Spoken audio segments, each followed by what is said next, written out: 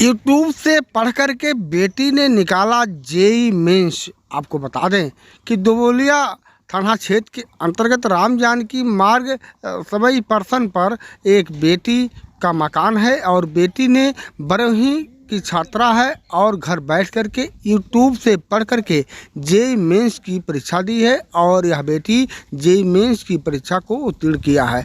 आज हम बताएंगे आपको ग्रामीण इलाके में यूट्यूब के माध्यम से लगातार प्रतियोगी परीक्षाओं में छात्राएं हिस्सा ले रही हैं और अपने माता पिता के नामों को रोशन कर रही है। यह बेटी शिवशंकर की बेटी है और यह बेटी एडी एकेडमी दुबोलिया में पढ़ती है और यह पढ़ाई के साथ साथ जेई मेंस का एग्ज़ाम दी है और जेई मेंस एग्ज़ाम को भी निकाला है और IAS PCS जैसी तमाम परीक्षाओं को वो बीट भी कर सकते हैं। ऐसा तमाम देखने को मिल रहा है। इस समय हमारे राम जानकी मार्ग की हम बात करें, जो भी परीक्षाएं आयोजित हो रही है उसमें कोई न कोई जरूर आ रहा है। अगर हम IAS की बात करें तो अभी हाल में जो है एक बानपुर के पास बिरतिया गांव है, वहां की एक बालिका है जो IAS की परीक्षा क्वालिफाई की है। पिछले वर्ष हम बात करें तो यहाँ की बजरंग प्रसाद थे दुभाट के, उन्होंने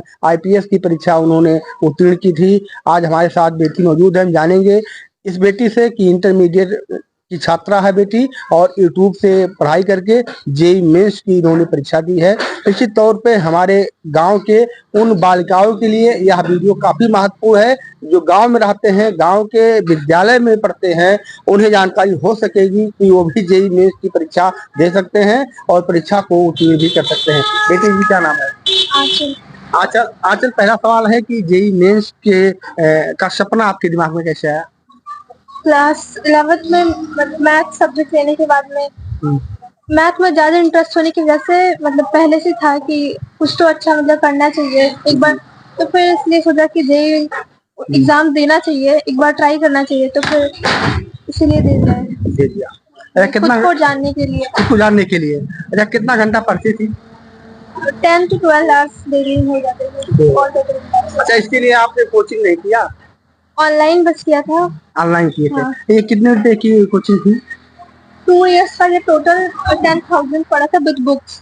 क्या ये पढ़ने में गांव में चूंकि लाइट नहीं रहती है, तमाम दिक्कतें होती है और गांव में तमाम शोरगुल भी होता रहता है, ऐसे में आपने कैसे तैयारी किया? जहाँ तक लाइट की बात है तो फिर इन्वर्टर से थोड़ा चला गया, पर काफी टाइम के लिए नहीं हो पाता था लाइट, तो फिर प्रॉब्लम होती थी, बैकलॉग भी बनते थे और उसको धीरे धीरे सॉल्व कर लिया जाता था। और अगर आवाज की बात है तो उसकी वजह से तो सब रात के टाइम मैंने पढ़ाई करना ज्यादा स्टार्ट किया था। जब बाकी सब सो रहे होते थे तो फिर ज्यादातर तक पढ़ाई करते थे। अच्छा, ऐसा तो नहीं है कि पूरी रात आप नहीं, एग्जाम के टाइम में थोड़ा किया था ऐसा जी। पर वैसे तो स्कूल जाना रहता तो फिर तो भी 2 बजे से ज्यादा नहीं पढ़ते थे रात में। 2 बजे से ज्यादा नहीं पढ़ते। हम बात करें कि तो जो गांव का इलाका है, ग्रामीण इलाका है, यहाँ की जो हमारी बेटियां हैं, माता पिता या माँ जो है उनको अपने जो घरेलू काम है उसमें फंसा देती हैं, वो आगे नहीं बढ़ पाती हैं। उन माँ के लिए, उन बेटियों के लिए क्या संदेश देंगी आप?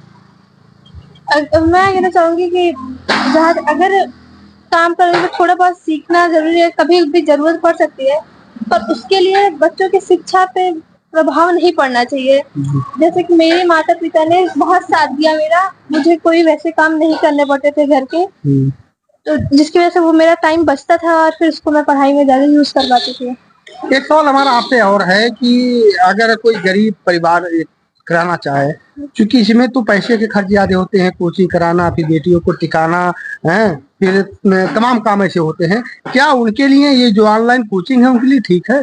बिल्कुल सही है, अगर वो सही टाइम से उसको सही तरीके से अगर वो पढ़ाई रोज का कर सकते हैं। थोड़ा तो ध्यान देना पड़ेगा जी। पर बिल्कुल सफिशिएंट होता है कि आप उससे तैयारी कर सकते हैं और अच्छे रैंक भी ला सकते हैं। अच्छे रैंक भी ला सकते हैं। हाई स्कूल में कितना आपका परसेंटेज आया था?